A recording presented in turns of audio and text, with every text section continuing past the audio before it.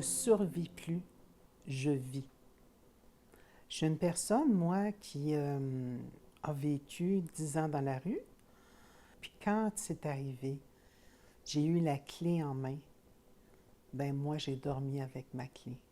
J'ai dormi aussi avec, comme d'habitude, que ce que je faisais, c'est que j'ai dormi avec mon sac à dos en dessous de ma tête.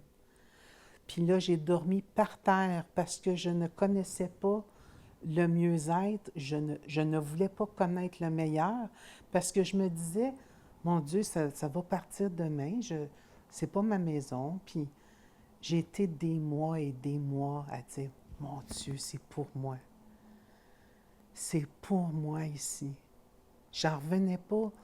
C'était... j'étais loin de ma réalité. J'arrivais pas à capturer, tu sais, cette impression de dire, mais je vis chez quelqu'un, c'est pas ma business ici, là, c'est pas mes affaires, là, voyons donc.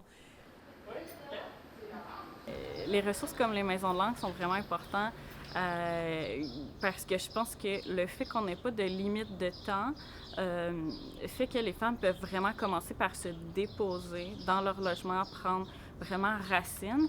Puis après ça, c'est possible de travailler sur ce qu'elles ont envie de travailler. Avoir le temps d'entreprendre une thérapie, faire des choses qui nous font du bien, apprendre des nouvelles compétences pour après ça être capable de contribuer à la société comme elles sont vraiment capables de le faire. Moi, je commence à m'accueillir telle que je suis. Puis, j'utilise mon ancien métier, qui est esthéticienne, pour faire une toile dans mon visage.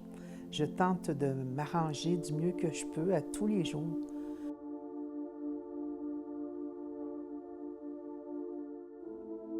Juste pour me plaire, juste pour être satisfaite de moi,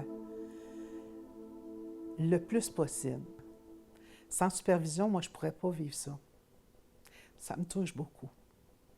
Laurence, je la connais, ça fait très longtemps. Beaucoup, beaucoup longtemps. Elle m'a connue dans quelque chose de pas mal pire. Puis, ça prend des gens comme elle pour tempérer, je dirais. Tempérer les hauts et les bas, les aléas de tous ces gens qui habitent ici. On a besoin de ventiler. Moi, j'ai besoin de raconter ma vie comme je le fais présentement.